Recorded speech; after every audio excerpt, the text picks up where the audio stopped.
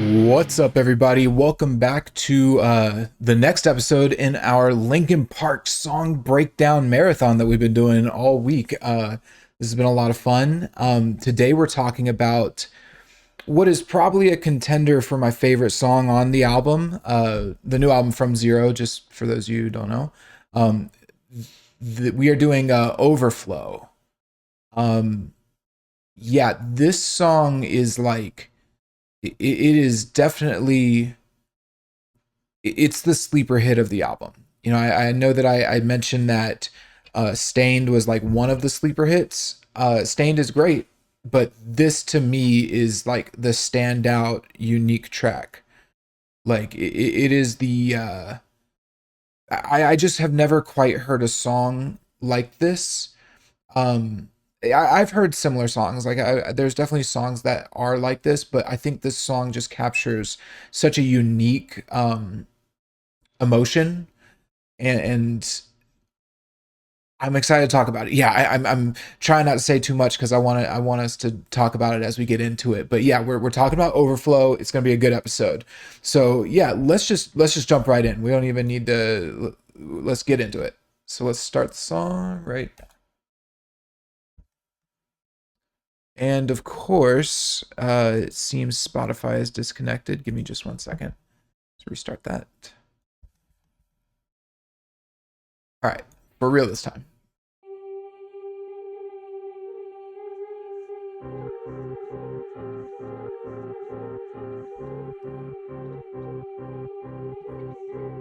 All right, so let's pause there because we got something. We're already, you know, doing some cool stuff. So first off, we have this kind of tension building. I don't know what I'd call it, like a hum, a whistle, woo, happening in the background.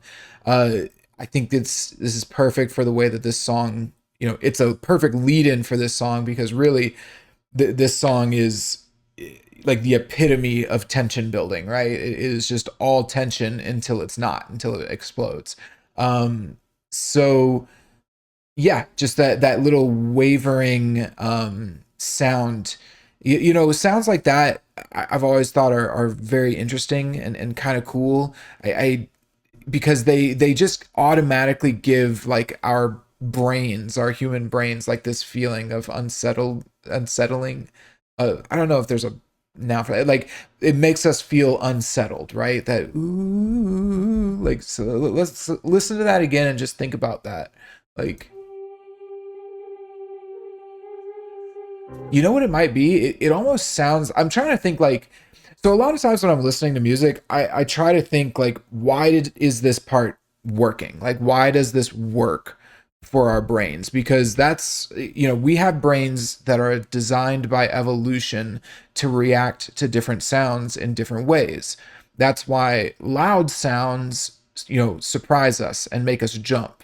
Very harsh sounds, a loud sound that we're not expecting, in the wild would be like a warning, alert, get away, like a rock is falling down a cliff or something like that, or, there's danger coming your way, right? But then you hear something like this, and it honestly makes me think of like a pack of wolves howling in the distance, which that's something that our brains would instinctively learn to think, oh, we need to get away from that. Um, think of it kind of like the uncanny valley effect, right? Where like there's something up with like seeing an unnatural face because that rubs us the wrong way as humans. That means there's something wrong with the face, like it's distorted or in pain or something, right? When we see unnatural faces. Anyway, just an interesting little thought experiment to maybe when you're listening to music in the future. But let's get into what I think is the staple of the song, like like we talked about the rhythmic quirk and Two Faced. Stained was kind of, it was a bit more variety, but the big thing in this song is the chord progression, which is this right here. Let's listen for it to come in right there.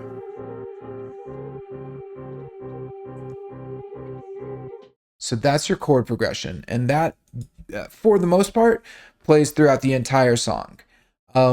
This chord progression is very, it's not necessarily complicated, but it is using a unique uh, music theory, what's called a mode. And I'm not going to dig into what a mode is, but just know that it's using the Phrygian mode. The thing that makes the Phrygian mode unique is that it's essentially a scale, like it's a series of notes, but the you have your root note, which is what the key is in. So if you ever heard of like, oh, that the song is in the key of B minor or D minor or E major or something like that, that's going to be like your root note. That means that E is your root note, right?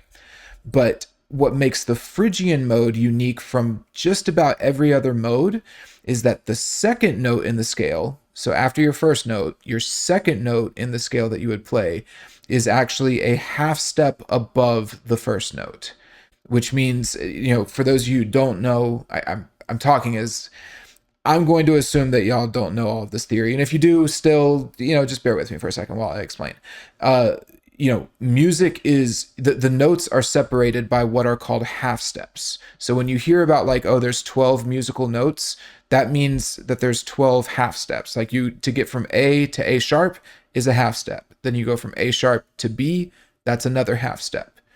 We call them half steps because there's also the term whole steps. So like going from A to B is a whole step because you actually skip over the A sharp, right? So think essentially a half step is one note, like going from one note to the next note, and a whole step is going two notes above. And then you get into your thirds and your fourths, and that just gets complicated. But essentially know that when we're talking about like all of the notes in music, the half step is the distance between two notes that are right next to each other. Now, in most scales, you have your first note, and then your second note is a whole step. Don't ask me why. It just turns out that in like in your regular major scale and your regular minor scale, you've got, let's say like you have E minor, right? Your first note is going to be E, and then you're going to go up a whole step to F sharp. And so the second note in E minor is F sharp. So you go E, then F sharp, and then you hit, and then there's a half step from F sharp to G, right? Long story short, this song does the Phrygian mode, which means that it's a half step going from the root note, which is, I believe in this song, it's just C. This song's in C minor, Phrygian. So you go from C to, really technically it's D flat, but it's also C sharp. Those are the same note. So yeah, you just go to C to C sharp if you were to go up the scale of this song. Just to maybe help you understand kind of what that means or what that sounds like, some other songs, like the most famous song that uses that mode or that sound is the Jaws theme. The dun dun dun dun, like that transition there is the or those two notes, the dun dun, that is a half step transition.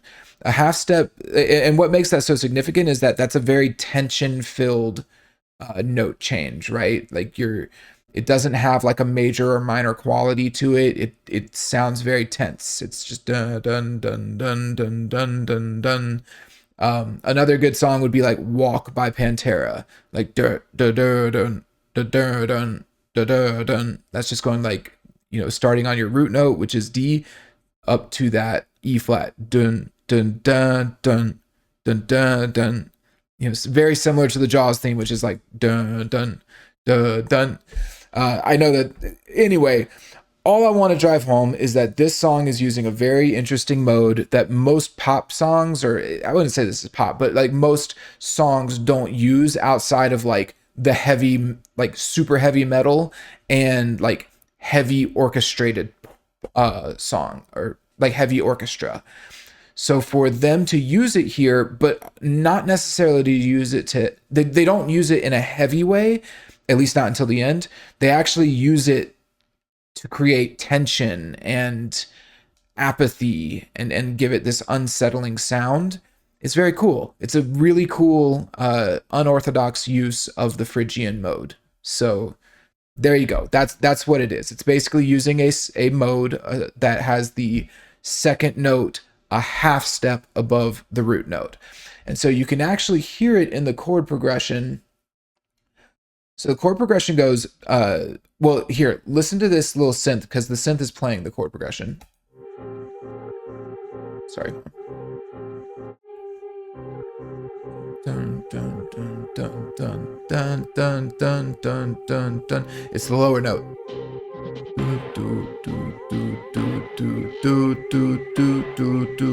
So what they're doing there is they're playing a higher note that dun, dun, dun, dun. That's just playing the C, and it just keeps playing the same note. But then there's the lower note underneath going do do do do do do do do do do do do do do do. So and that's the chord progression there. Listen for that lower note one more time, just so you can hear it. Hold on.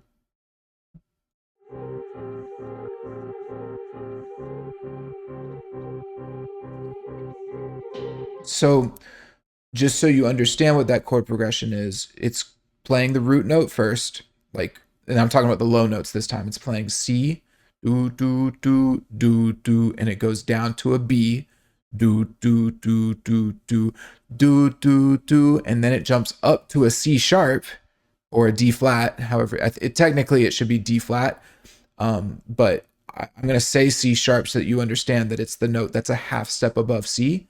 So it goes, do, do, do, do, do, do, do, and it comes back down into the C note, which resolves. So it's the half step change actually happens like in the later half of the progression, and like the third, on the third quarter of the progression. Anyway, so that's what's going on there, and that's why that specific note sounds, that's the note that actually makes it sound apathetic. So here, I'm going to fast forward just a little bit over into the first chorus, just so you can really hear this, because I think it's easier to tell here. So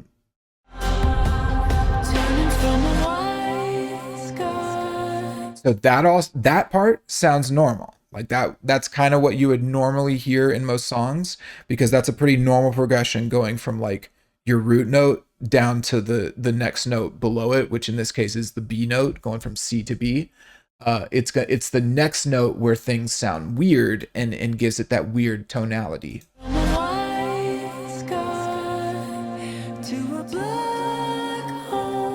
That right there, that black hole. Hear how there's all that tension and like eeriness to it. That's specifically because she's singing over the C sharp note. And so normally we're used to hearing just about any other note other than that note, which is what makes it so interesting that they chose that progression and this mode for the song. So that's what's going on here. That's why it's eerie. And if you listen throughout the whole song, that's the note. It's always that third note where it sounds a little like creepy or off or eerie. I can't think of another example right off the top of my head, but I'll point them out. But I essentially just wanted to lay that as the groundwork for the apathetic, tension building, eerie sound that this song has. It comes from that C sharp note that's getting hit when we're in the key of C minor. Phrygian. I keep saying that. C Phrygian, technically. It's not actually C minor, but I'm not going to get too in the weeds on that. Anyway, so with that said, now that we've established the key and the mode, let's talk about what's happening here with everything else. So we've got a really long intro here. It's about 46 seconds, which for an intro is ridiculously long, especially when it's very much a subtle tension building intro, right? It's not like there's a whole lot going on. So let's keep listening because the drums are going to come in any second now.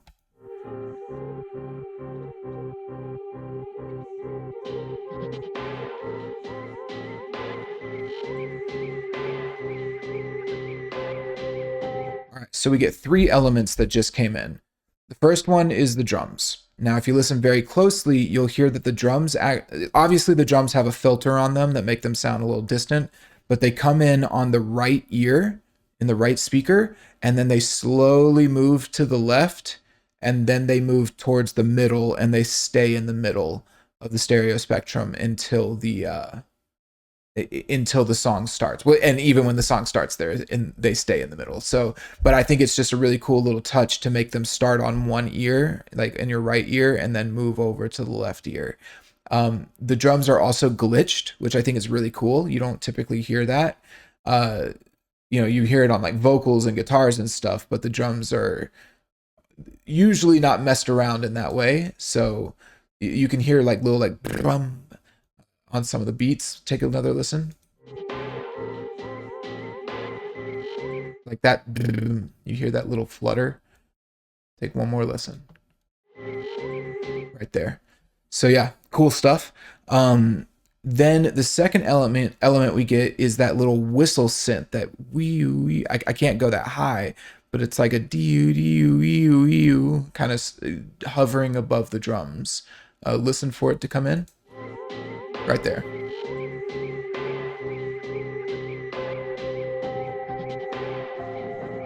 And then it kind of fades away. And so that's a really, I think that they did a good job of not making that irritating or distracting from the song, and that it just purely adds to the the ambiance of this part. So yeah, it's just a cool little touch and an interesting sounding synth. We then get the third element that I mentioned, which is that I don't know if it's a piano. I'm just going to call it the piano, but this piano actually, so we've got our chord progression set up, right? But then we need to have the melody that we're going to hit over the chord progression. And that's what this piano sets up. If you notice, these are basically the same notes that Emily sings in the chorus. So it's the higher pitch notes. Listen here. Sky to a black hole. So yeah, the very cool piano, because in this intro, it's just adding ambience to it and adding to the ambience, but it's actually subconsciously setting up the vocal melody for you, so that when she sings it later, it'll be the first time that you've heard her sing it, but you've actually already heard that melody before, whether you realize it or not. So very cool putting it here, serving that dual purpose. Then to keep adding the layers in, we start to get some vocal, I'm not sure what you call it. Oh, background vocals. That's kind of what I would say. Like very heavy reverb in the background vocals for both Mike and Emily.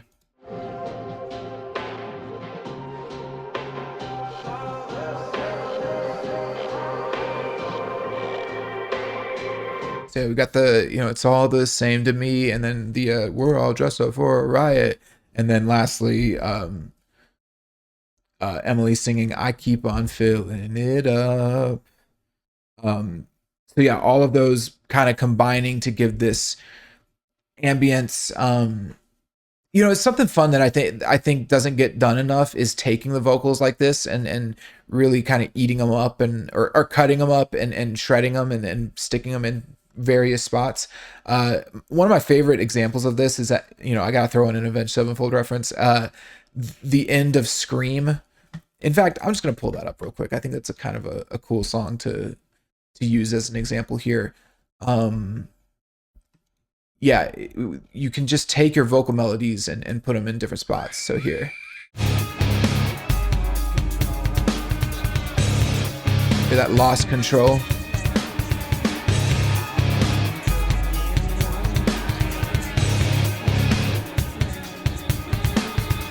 Something like that. Like it's not crazy, but it's like, look, if you've already got the takes ready to go, like, or if you already have the tracks, recorded and available to you, just, throw them in there. You use them in interesting ways. I guess what I'm trying to say here, hold on, let me get back to Overflow. What I'm trying to say is, like, once you get your vocal track recorded and it's like in your software for mixing and recording, you can pretty much treat it like any sound. So when you think about like, when you look at like the way that they'll chop guitars up, or the way that they'll, like I talk about editing the drums and stuff, and glitching the drums, like you can do that with your vocals. And that's something Linkin Park actually does all the time. So yeah, just a lot of cool creative stuff you can do once you have your vocal track recorded. You don't have to keep it just like a pure, perfect vocal take. Mess with it, have some fun with it, put it in spots of the song where you wouldn't normally expect to hear it, or put it in instrumental sections to kind of give the instrumental sections a bit more of a human sound. So cool stuff. Let's keep going. I think I was at 28 seconds here.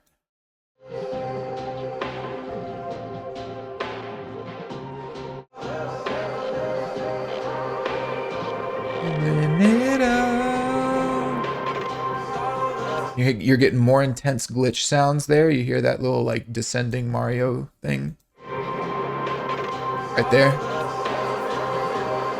So it's building. And listen here. Did you hear that? Listen very closely. You can actually hear I don't know what the exact word for it is. I should know this. It's like a guitar string scrape. Like you basically, strum the guitar muted. That little like, it's going to sound like a, listen very closely. Do you hear that right there? That's 100% a guitar. I know what a guitar sounds like.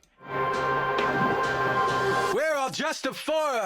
So yeah, I like that, because to me, like, it's very reminiscent of what what a guitarist might do before a solo, or a before they come in at a live show. So an interesting little touch there. But yeah, essentially all of the synths just continue to build until we explode, or not explode, but settle into this verse groove here. I don't think I've got anything else to say about this intro. It's mainly just a lot of ambience. So let's get into the verse.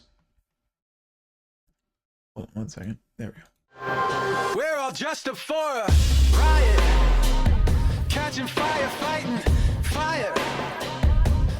So the first thing that I think, the general statement about this verse is that it sounds very open.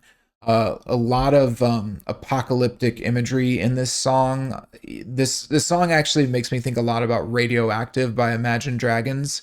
I'm not necessarily like the biggest fan of that song, but I did think it was a cool song, like an interesting song, just talking about like the end of the world and the apocalypse and stuff like that. And that I think this song has a very similar vibe to it, though I think it's done a bit better. So yeah, that's the vibe of this section. But one of the things I want to note is that you can create this open, airy vibe by only changing like the sound of a few instruments. So like in this case, all they've done to create that openness, they've done three things that I can immediately pick up on.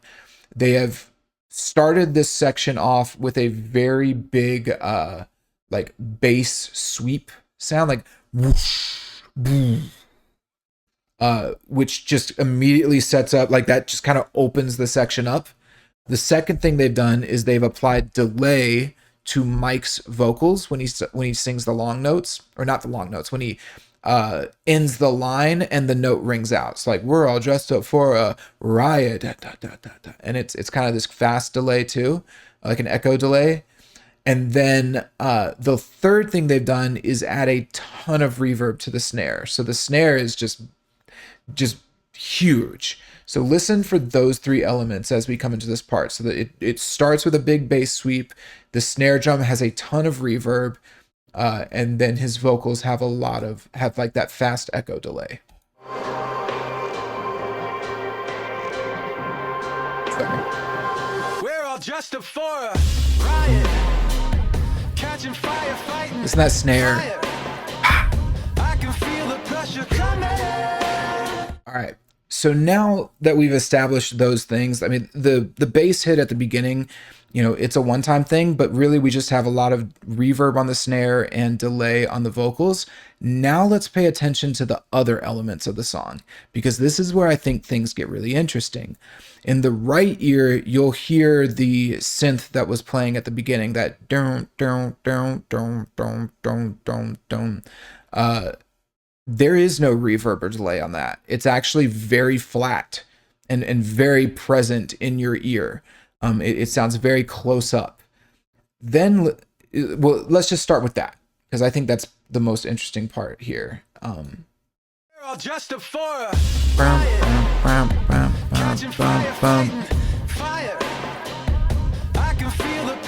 You hear that? And you're right. It's going to be in your right speaker, and it's just I think that. So the reason I'm pointing this out is because there's this tendency. I noticed that I used to do it. I don't do it as much anymore. But when you're making a song and you're trying to make it sound huge and big, there's this like inclination to give everything a little bit of reverb because it's all supposed to sound big, right? But in doing so, you actually don't accomplish that. In fact, it just makes the song sound really far away from you. It doesn't necessarily make it sound big. Instead, what a better way to do that is to take just a few very important elements that you want to emphasize and adding like reverb and delay to those elements. But then you can also keep elements like other aspects of the composition, very dry and very in your face in order to create that separation, right? It's almost like, if he's singing in a big Coliseum, right? You don't know if he's singing in the Coliseum unless you have like a reference point of somebody sitting next to you. So like imagine you're like in a very large room and somebody's like singing in the room down on the stage, right? But you're sitting next to somebody and they whisper to you like, "Hey, what do you think of their singing?" And then the person singing down on the stage sounds really big and open and has a lot of reverb. It's like that actually emphasizes that, the space that, or it creates the space that you're in essentially. Versus if everything has reverb and everything is, very full and epic sounding, it actually just makes it all sound like it's really far away, So just an interesting mixing thing that's happening here, but that's how we get this very like open, I imagine like a wasteland, apocalyptic wasteland, desert type of thing here, Fallout style. So yeah, that's kind of how they create that, is by having some sounds be right in your ear, but then other sounds like his singing or the snare sound very huge and have a lot of reverb and delay. So yeah, let's listen again with all of that noted. We're all just a for a riot, catching fire, fighting fire. I can feel the pressure coming. All right, so then we get another cool little thing, little melody shift where he says, "I can feel the pressure coming," and we get Emily singing a harmony over him. I think one of the best parts of this song is the way that Emily and Mike actually move in and out of their, or they link up together melodically, especially during the pre-chorus. I think it's one of the better examples of that on this album. I actually, I mentioned on the Stained breakdown that I didn't really like the way that she just delayed or echoed his vocals, specifically, and sang the same lyrics. I think that the pre-chorus of this song, which we'll get to in a second, is a better example of that, of what to do and how to keep it interesting. But we'll get to that in a second. Let's keep going. So, but the main thing I wanted to note with this pause was to just say that they have a cool little harmony here, singing together.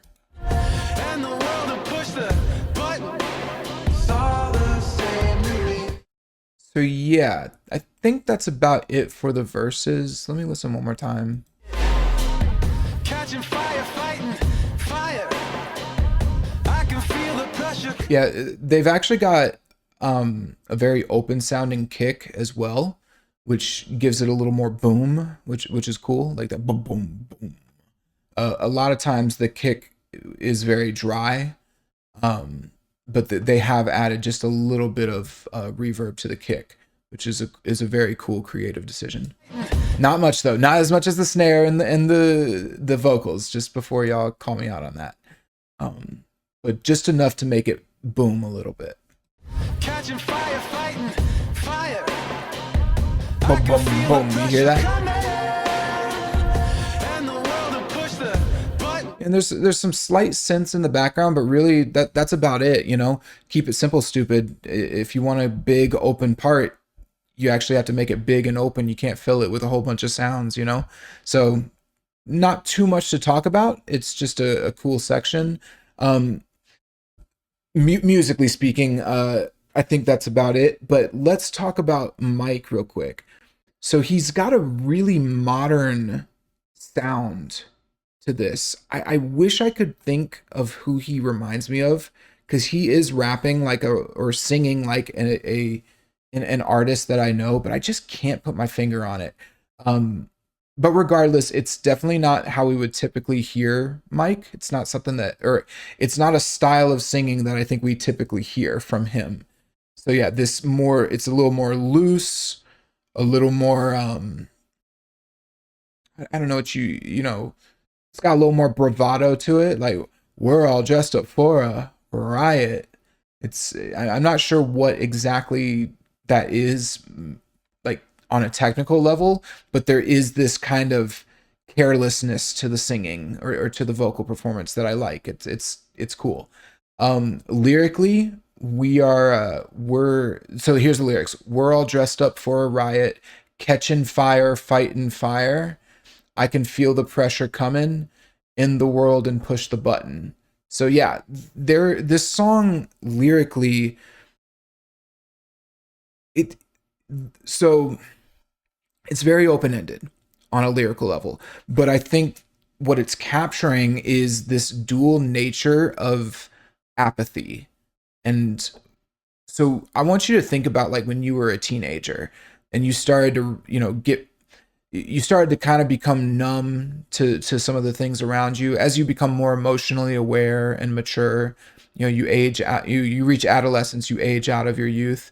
There's this apathy that kind of comes with it, but it's also, there's there's like this powder keg nature to it as well. And I think that that's what this song is capturing. It's like, on one hand, I don't care what my parents say, but on the other hand, I just could strangle them. You know what I mean? Like, I just hate them and I wish that they would leave me alone. I think that that's kind of, it strangles a little harsh. I hope you should not want to strangle your parents. But uh, hyperbolically, is that right? The hyperbolic time chamber? I just can't think of my words the past 2 days. I'm sorry, y'all. I don't know what's going on. It's hyperbole. That's what it is. Um, I here I am. Look, I'm streaming. I've got to be careful of the things that I say now. So don't strangle your parents. I guess that's the message of this tangent. um, Hold on. I'm gonna get some water.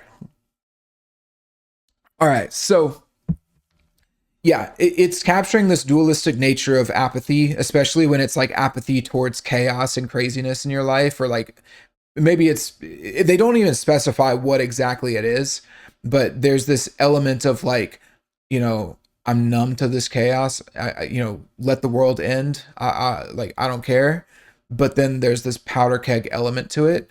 Um, so I think that this part of the song specifically is okay. So here's the thing. This is kind of a tough song to talk about because it's extremely open ended. I personally read the lyrics in full as being about this apathy and the dual nature of it, but it could also be read as more aggressive. I think this first verse is definitely the more aggressive like section, where we're all dressed up for a riot. I can feel the pressure coming in the world and push the button. Whereas when you get to the second verse, which I think is a little more telling, and I'm just going to talk about the second verse lyrics right now. This song doesn't necessarily have the same type of like lyrical progression that Stained had. Um, the second verse is, looking up, the sky is fallen. I can hear the future calling. Ground is shaken as it opens up to pull me in, fall into oblivion. I think that this song, like, it has that powder keg element of like building tension, building frustration that's going to explode, and it does explode at the end of the song. But I think there's also this like, I don't know how I'd phrase it, like the dark, like this darkening of the soul element, this like slipping away from who you were type of thing. And it's again the closest like connection I can make is teenage angst, you know, becoming a teenager with more mature awareness of the world around you and dealing with more complex uh emotional states. And there is this element of like, man, I miss when I was 10 and I just played Pokemon, right? So yeah, a little bit of a hardening of your heart, you know, darkening of the soul element to this song, which I really like. And with that comes both apathy, but also this frustration that sometimes feels like is going to overflow, essentially. And sometimes it does. And I think that's what happens at the end of this song. So yeah, we'll get there though. But in general, that's really what all the lyrics are about. Yeah, again, this song is pretty. It's a weird song to talk about because it's both like very open ended and not really, you know, you can kind of interpret it how you want, but it's also not a song where the lyrics are the focus, and so it's not trying to like necessarily confuse you or, you know, be purposefully mysterious with the lyrics. I think the lyrics are just meant to describe this emotional state and sort of the elements of it, as opposed to tell a story or um you know, create a narrative, I guess. So yeah, I think that's the best way I can say it. And you know, I think a good, you know, way to encompass that what I just said about it more describing that emotional state is this pre-chorus where they just repeat you know, the same lines. So here, let's take a listen to the pre-chorus. It's all the same to me.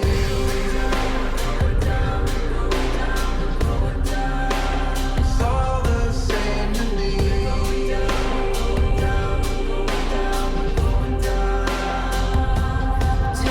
So a couple things. First off, the drums don't change at all. The music in general doesn't change. The only change that I heard musically, excuse me, is that there is a little bit of a stronger bass undertone for the chord progression underneath, going like boo boo boo boo. Uh, Listen for that underneath the vocals here.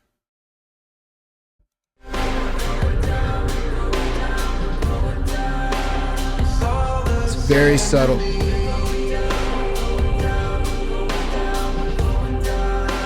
Yeah.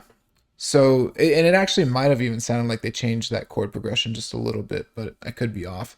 I'm not going to get too. I don't like to spend a whole lot of time like just digging into chord progressions and explaining chord progressions. Like I think it's kind of a, you know, a little bit of a useless endeavor if you don't actually understand music theory. But I do think every now and then, like with the Phrygian thing that I mentioned at the beginning of the song, it can be really valuable and like interesting to know, well, why is that, or what is creating that, this vibe, or what is the centerpiece of this vibe.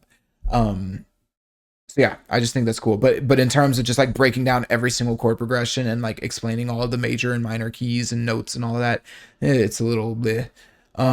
So yeah, vocally, this is really cool. This is the apathetic part. You know, it's all the same to me. Um, you know, Mike sounds great on this part. Very, very somber. It's all the same to me.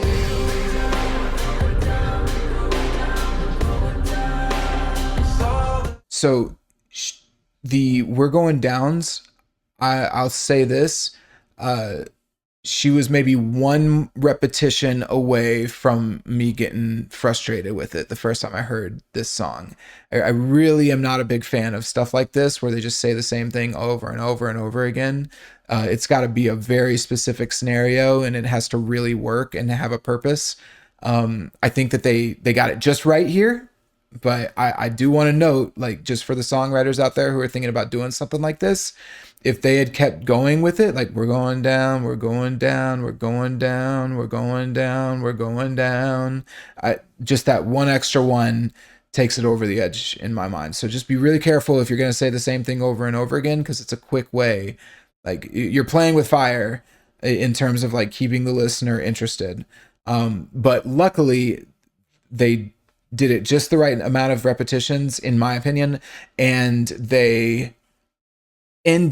Emily ends it with a really cool note. I don't know what note it is, but it just sounds very dark and somber. You know, that we're going down. It's very cool. Let's listen to that again. It's all the same to We're going me. down, we're going down, we're going down. It's all the She does have a harmony going there.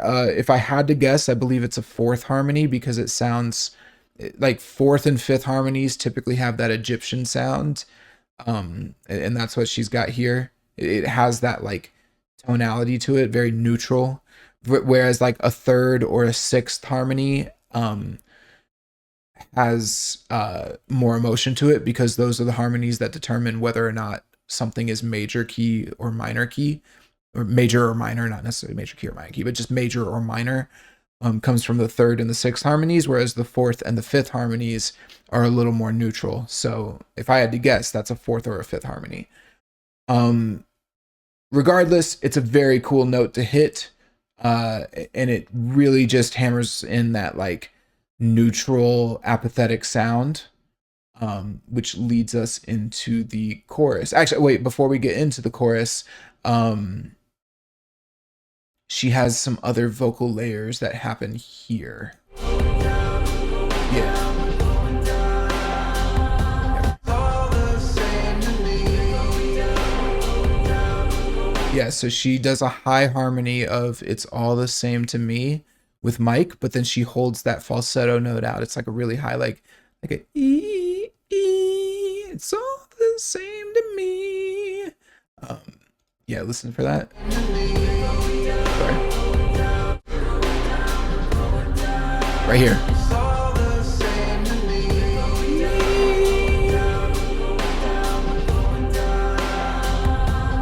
Turning from a wise So then we get, similar to Stained, we get another very soft first chorus, which, spoiler alert, the second chorus has the full band. But the bells and everything are very soft here. Um, the focus is on her vocal performance, which, unlike Stained, she sings this part very differently than she does on the second chorus. Um, let's just listen to her. She really sounds great. to a black hole, turning from the sunlight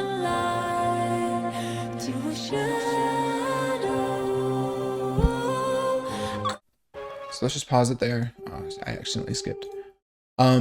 So yeah, that falsetto singing, she just sounds great. I mean, honestly, like one of the best things about Emily that I've really appreciated on this album is the sheer amount of diversity that she has when she can sing, like or range. But I don't necessarily want to say range because I think range implies like being able to sing low to high. I mean like the actual stylistic diversity that she has. She can do something very soft like this with the falsetto, but then she can go really about as heavy as like a female singer can go, without going into like full blown screaming like you would hear on heavier female fronted bands, like the death metal female fronted bands, right?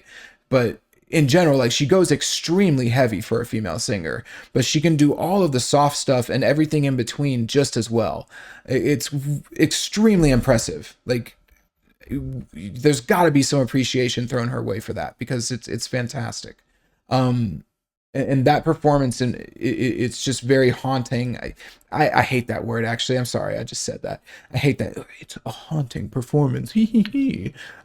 But there is this really like it's very powerful in the way that it is so subdued. um Whatever.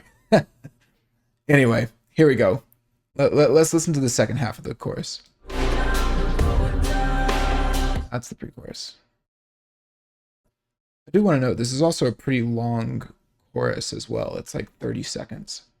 To a black hole, turning from the sunlight to a I do want to note that delay right there is really cool. It's like it sounds like a tremoloed delay. A tremolo is an effect that goes like duh, duh, duh, duh, duh, duh, duh, duh, duh, duh. So listen to that one note there. I don't know which word she said when it happened. Maybe sunlight. I think maybe sunlight. But there's a delay that happens right after she finishes the word that goes like da, da, da, da, da, da. sunlight to a Yeah, there it is. It's after sunlight. to a shadow. I know I can't. So then we get the second part or the second half of the chorus, where the synths actually start to build up a little bit, like dun dun dun dun dun dun dun, and she starts to pick up just a little bit as well. No, I can't make it stop. I know I'm out of control. I keep on feeling it up to overflow. So a lot of layers in the background, and very subtle layers, but a lot's going on there, in order to slowly and gradually fill up the stereo spectrum, so that way when she says the word overflow, they can pull it all away again and it still sounds empty. Very, very well planned out and very smooth, because it sounds like she's singing empty. There's no instruments playing with her right now, playing along with her right now, but they still managed to get that dynamic of her going from like the end of the chorus overflow into that like very open post chorus. Let's listen to that again. To overflow. So yeah, cool stuff. Nothing too crazy. Still following the same chord progression, generally speaking. But let's talk about the lyrics real quick. So the turning from a white sky to a black hole, turning from the sunlight to a shadow. So I mean, those are pretty. It's a little emo. My name is Raven. Yeah, this is kind of what I meant by like that, hardening heart, blackened soul thing. Like you're is that teenage angst, right? But I don't think it's so on the nose and corny that it sounds silly. I actually think it sounds pretty good, and they're pretty cool lyrics. So, you know, I'd rather here's the thing. I feel like we're coming out of this time in music where everything it's like that millennial irony, right? Where nothing can be serious and everything has to be like goofy or backhanded joke or whatever. And I think this is a good example of like these are cool lyrics and just let them be cool. Then she goes into this next part that I know I can't make it stop. I know I'm out of control. I keep on filling it up to overflow. So this is probably the lyrics of the song that maybe I don't want to say confuse me the most, but if it weren't for these lyrics, I think I'd have a very different perception of what this song's about. Um, yeah, this part in particular, I think is what really nails that, that sense of personal apathy and frustration, right? Like, because this is kind of how it feels. If you've ever been in one of those situations, I mean, we all have, but or maybe someone hasn't, I don't know. But if you've ever been in that situation where like you're saying things that you don't mean, or the frustration is building and no matter what you do, you can't stop it. And it's like, it just keeps going and building and you're just getting more and more frustrated. And maybe it's even the moment itself when you're actually like lashing out at somebody. It's like, you can't do anything about it in the moment. Right. And this is kind of what it feels like. I think that this song actually captures that.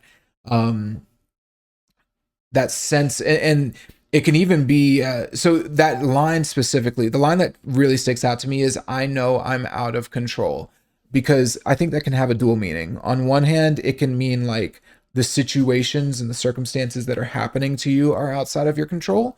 I actually prefer to think that it's about you recognizing that you are acting out, and that you are on the verge of like,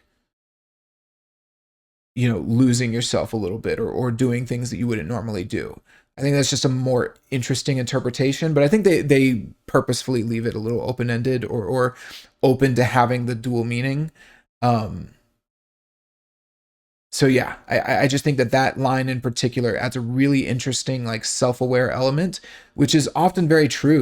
All you got to do is go and watch like any teenage drama, from the 90s, and not from the 90s, just in general, like watch a teenage movie, and when the kid lashes out at her mom or his dad or whoever it is, right? The first thing they do is they go to their room and then they just mope because they just yelled at their parents and they feel bad about themselves, right? It's like uh a lot of times when we're in those situations, we're aware of it, and we're aware that maybe the things we're saying are not what we really would want to say to those people, or the way that we're acting is not how we would normally want to act, but it's sort of at the point where we can't control ourselves. um anyway, that's my interpretation. Like I said, I think this song is very open to interpretation. There's a lot of different ways that you can perceive this song, so perceive it how you wish. And to be fair, I'm just going to call it right now. I don't think, yeah, there's no other lyrics in this song that fully portray, you know, or add more context. I mean, the second verse, I already read it. It's looking up, the sky has fallen. I can hear the future calling. Ground is shaking as it opens up to pull me in, fall into oblivion.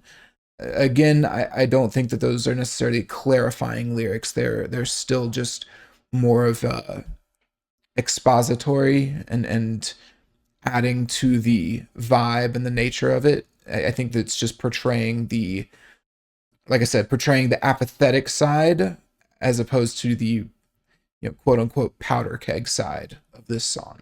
So yeah, the reason what my broader point with all of that is that this song really is open to interpretation. You can interpret it how you want. So yeah, cool. So then we get this little post bridge here, which I think sounds pretty cool. It's funny because this song is very open until it's not, right? This song is a steep, it's a very gradual slope up to the explosion at the end, right? So this yeah, I don't know where I was going with that. Sorry, but in general, what I meant was is there's, you have the first chorus, and then you even get this little break here to keep things from like, she said, maybe, oh, you know what, that's what it is. Sorry, I just put it all together. She's saying like, I keep on filling it up to overflow, but they don't overflow yet, and so we need this post chorus bridge, serves the purpose of like bringing things back down because we're not ready to fully overflow yet. Yeah.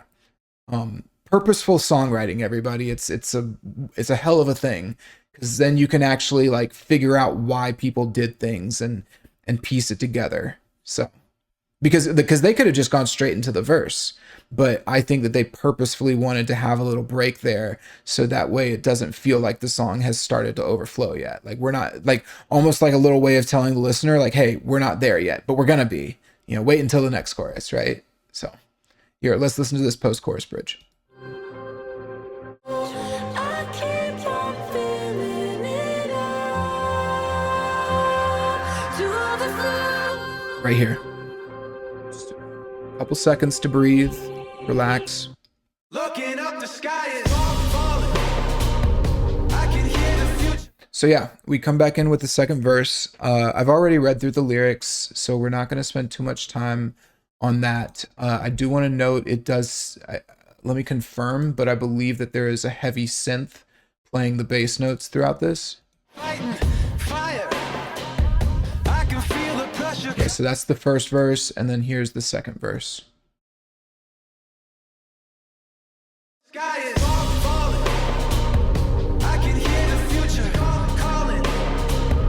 Yeah, so you got that boom, boom playing in the background. And then it also sounds like you've got Emily singing in the background as well with like a little, it sounds like she's doing, oh, ooh, something like that. I'm not hitting the right notes, but you get the gist. Take a listen. I can hear the future calling. Ride a shake. Woo. Yeah, really cool little layering there to give the second verse a little more umph without like necessarily going overboard with it, right? Looking up, the sky is falling. I can hear the future calling. Ride a shaking as it opens up to pull me in. Fall into oblivion.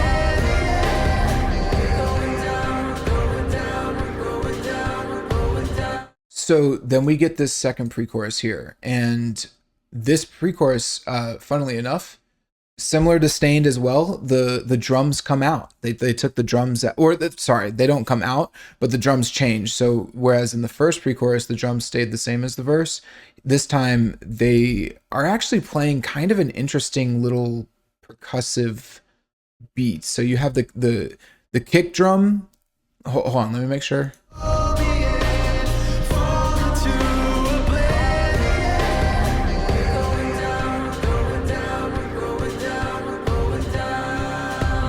Yeah, so you've got the kick actually at a very low volume, hitting consistent notes, going like doop, doop, doop, doop, doop. But then that really big boom, it actually sounds like the toms. Let me confirm real quick. Looking up, the sky is falling. I can hear the future calling.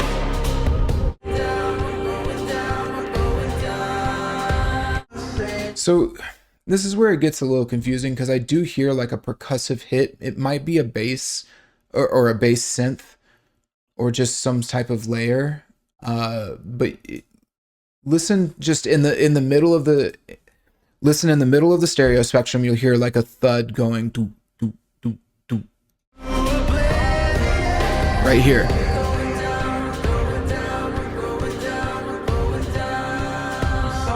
And then you have that boom, boom, which could definitely be the kick drum. But to me, it honestly sounds like a tom. I think so. I know I'm going all over the place. What I'm trying to figure out is like, okay, what is the kick? What is a tom? And they're sort of mixing it together, which is fine. It doesn't even necessarily matter that much. It's more of just trying to identify the elements. But the long and short of it is that there's a percussive sound that's building the tension by just going like doop, doop, doop, doop, but it's very quiet and low in volume. And then you have the much louder, much bigger boom, boom, hitting throughout. Then on the higher end side, there is this, it's not necessarily a cymbal. Let's listen. It's like a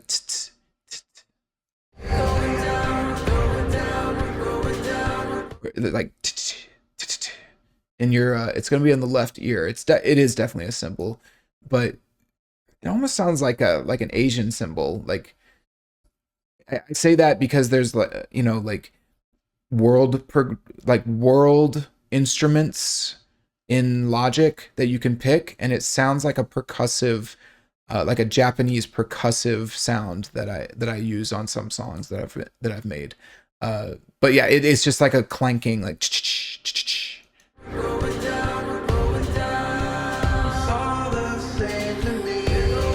hear that? It's kind of random. But again, so the reason I'm bringing all of this up is that this whole pre-chorus is meant to build the tension. Like this is the last moment before the song really starts to explode and really get to its climax. So we're building as much tension as possible here. So I think that's why they have that, random Japanese percussion sound, which could just be a cymbal. There's lots of symbols that I don't know about, but yeah, it is random. It sounds very unorthodox, like the times when it's hitting. And so, long story short, a lot of stuff happening with the drums here in order to build the tension. That's what I'm getting at. Musically, I don't think there's anything else happening that's really different from the first pre-chorus. Let me listen again. I say that and then I immediately hear there's actually like a whooshing sound, like wind, like wheel, wheel, wheel, wheel, wheel, wheel, wheel, like in the background, like wind. All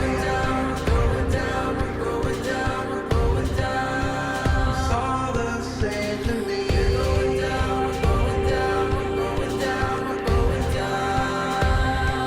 That's about it for the pre-chorus. So then that brings us into the second chorus.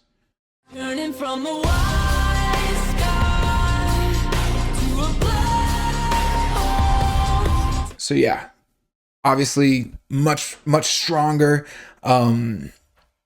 We've settled into we're still doing that same chord progression, right? But now we've got a really heavy synth. We've got a full drum beat playing, and Emily's singing much stronger, much more umph in her voice. Let's just keep listening. From the sunlight. She got a high harmony there. Actually, did she have the high harmony on the first line? She does, yeah. What? I'm not even gonna try to go that high. Yeah, but just know that she's got that high harmony there. To a black hole. Turning from the sunlight to a shadow. I know I can't make So the chord progression for sure changes there, so that it allows her to sing these different notes. The I know I can't make it stop. I know I'm out of control. Like the chords change to give her that like extra, like some different notes to hit. I know I can't make it stop. I know I'm out of control. I keep on feeling it. So, I will be honest, there's not too much else going on. It doesn't even sound like there's a guitar playing. Uh, Obviously just singing way more intensely, getting the high harmony. She sounds great. I think that goes without saying at this point. She just sounds fantastic. But we are keeping with a lot of the same chordal motifs, even if the chords are changing just a little bit. We're still keeping that like down, down at the end of each progression. So yeah, it's this song overall is actually relatively simple compared to some of the other ones, but it's just the way that they layer things and the melodies and the what they choose to do with them that makes it sound so good. So let's yeah. Long story short, I really think that's about it. I don't know like on a musicality level if I have anything else to say. The melody is the same as the first chorus. Yeah, so then we get into the guitar breakdown though, which is pretty cool. Let's take a listen to this.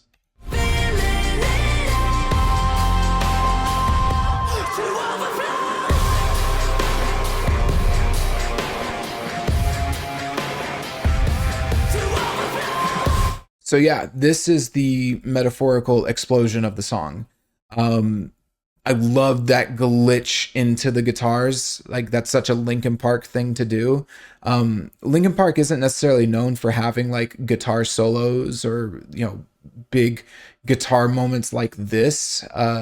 They do have them. I'm not saying they don't, but I don't think it's something that they do very often. So personally for me, it was nice hearing it. With that said, this guitar part, I will be honest, it's nothing special. It's just following the main chord progression that we've established before, just the root notes, the da da da da da da do do do do do do da da da da da da da da da da da. Perfectly fine though. I'm not. Let me be clear. I'm not saying that it's bad. In fact, I think it's really badass. It's just from a technical standpoint, it's nothing crazy. We're still following that same progression that we've had for the whole song. What I really like about it though is it sounds like it's only one guitar part, or one guitar recording. So as opposed to most, times when you have like electric guitars recorded, like especially rhythmic guitars, you'll record it twice and then put a recording in the left speaker and then a recording in the right speaker in order to make it sound really big and full. But in this case, it sounds like it's just one really raw take in the center of the stereo spectrum with all of the other sounds around it. I think that this is super cool, really unique choice to do. The tone of the guitar is also very raw as well. Like you can hear like the squeaks and the squeals of the amp and the strings kind of distorting. Take a listen for that.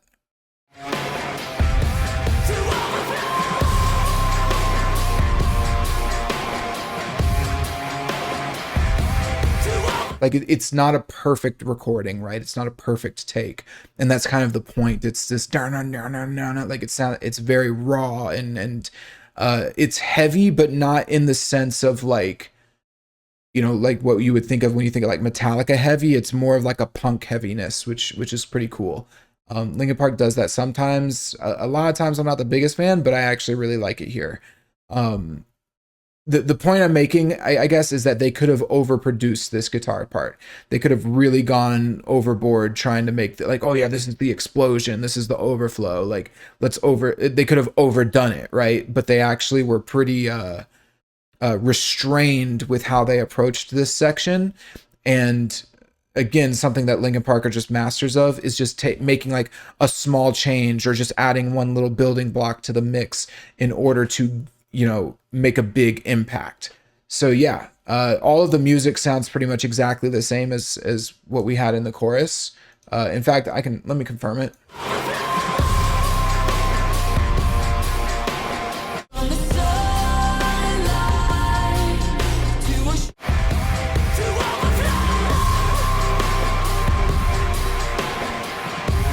Yeah, there might be a little bit of accompanying synth with the guitar, like a higher pitch, like waka waka waka synth. But that also could just be a guitar effect. Regardless, though, all the drum beat, the bass lines, the drum beat and the bass synth are the same as they were during the chorus. So yeah, just adding that guitar in can really create a step up in energy, especially since we haven't had any guitars in this song up to this point. I believe I don't even think there were guitars in the chorus. Yeah, I'm not hearing anything. If there is a guitar playing throughout this song, it's very subtle and to the point where not even I've heard it. Aside from that little string thing at the beginning where they went like bloop. Okay, anyway, though, the guitar line just plays. You can hear him actually bending the strings a little bit on certain parts. I'll see if I can break it or point it out.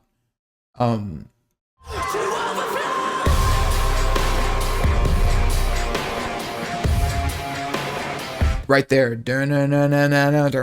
Like he's actually bending the string there. Take another listen. You can actually hear the note going up. One more time.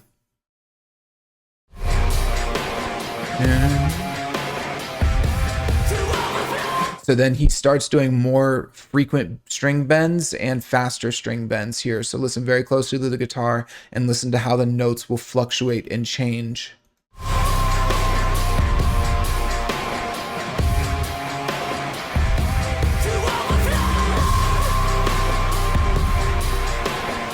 Like right there, yeah, like it's like a whole different note. Right there, one more time. So yeah, cool stuff. But yeah, that's really about it. Nothing too crazy. And then we get into this part here, the kind of we've really reached the end of the song at this point. But we've just got one final little crazy glitched outro.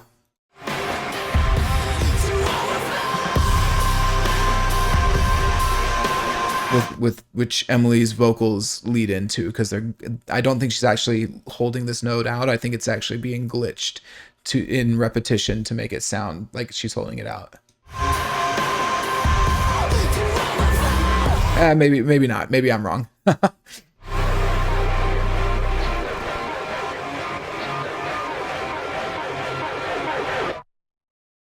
and that's it. That's the end of the song. The glitch stuff is super cool. I just I'm not, you know, I think stuff like that, uh, it's very cool, but it's kind of hard to describe musically. There's so many ways to alter sound and to mess with it. Um, and I'm not as knowledgeable on that. So I can't tell you like, oh, they specifically did this to get that glitchy sound. It's like, obviously they sound like they filtered the guitar a little bit here in the outro, and they I know how to mess with stuff in the software, but this is a Johan special. So yeah.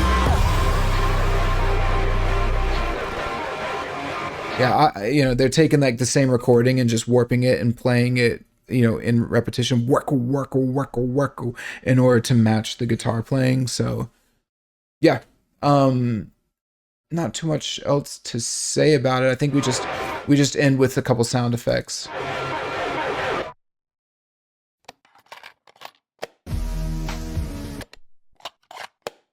which I think that that's more of a lead in into the next song, which is Two Faced, like kind of because remember Two Faced is meant to be a more, or I view Two Faced as kind of a throwback song, little throwback to the old Linkin Park days. So I think that they did the cassette thing there, but long story short, I don't think that those sound effects actually have anything to do with Overflow itself.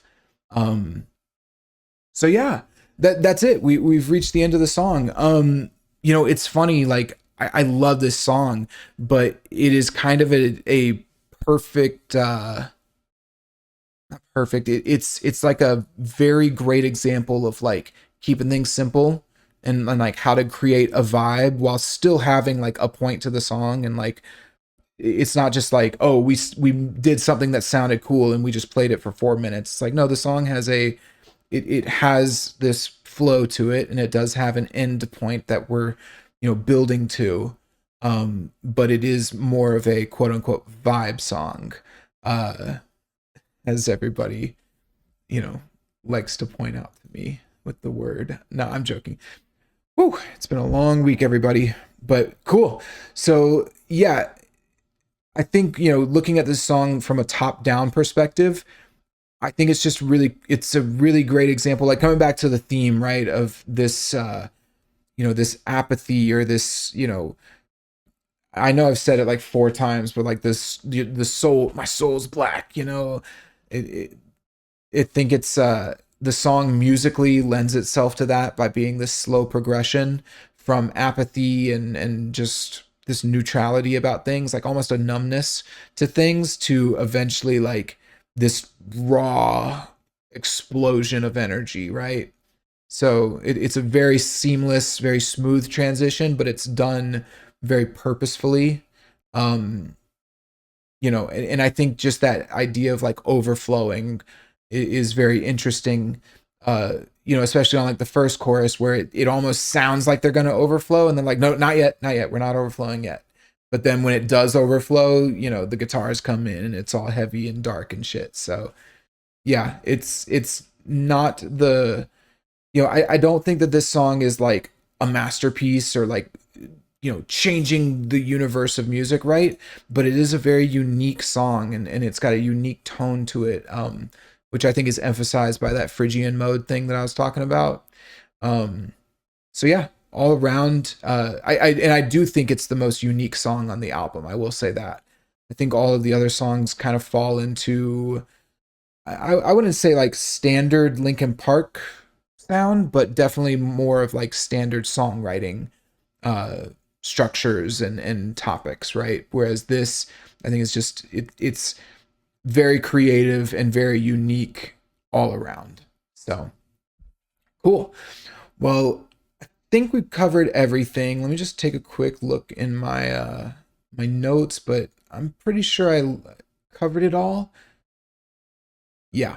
So let's go through my little song chart here at the end, and then we'll wrap it up. So the purpose of this song, I think, well, okay, and actually, I didn't even talk about this. Sorry, but that's why I have it here. Is I think that they specifically wanted to make a song that was slower, but with a little bit of a twist, right? So you have, the song "Over Each Other," which is a more traditional ballad, like slow song ballad type of thing, and then you have "Stained," which is almost like a ballad or it's a non-ballad song that's pretending to be a ballad, right?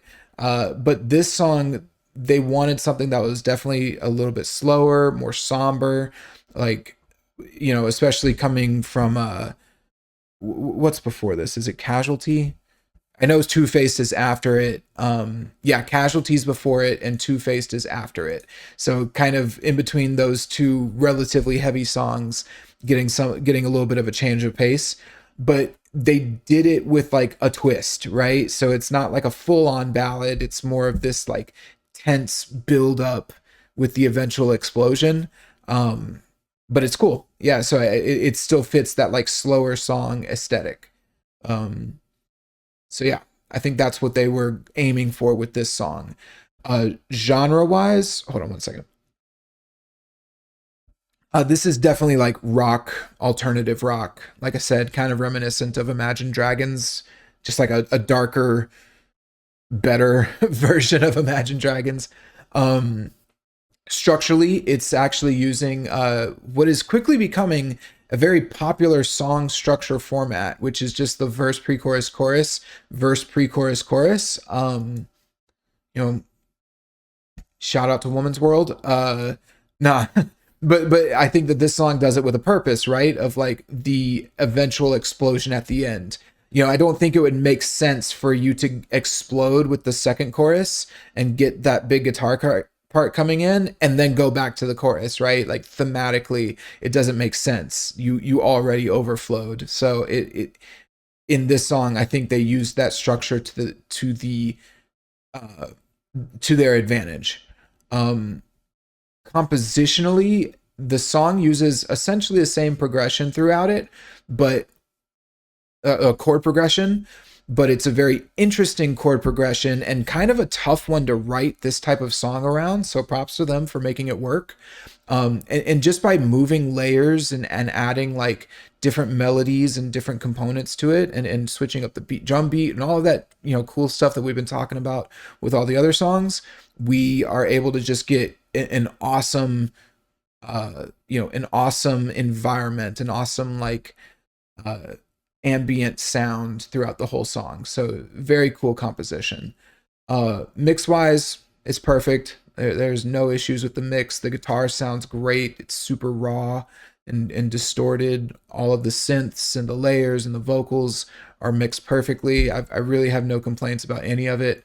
Lyrically speaking, there's a lot of apocalyptic imagery, but it's conveyed from this point of apathy to a degree. There is this feeling of building up energy and how that can be inevitable, but there's also the downside of that, which is this idea of, being swallowed up by it as well. I mean, I think he literally says, fall into oblivion in the second verse. So yeah, there's kind of that dualistic nature of that energy, right? Which kind of brings me into the theme, which is the song is open to interpretation, I believe, but I personally read it as like a portrayal of the dual nature of becoming apathetic to chaos. I think on one hand it can make you numb and unfeeling, but to the point where you just don't even care about anything or anyone or the things that are happening around you or to you. But on the other hand, it can kind of turn you into a powder keg that's just ready to explode. And really your numbness, it's just a building, it's just tension that is slowly building.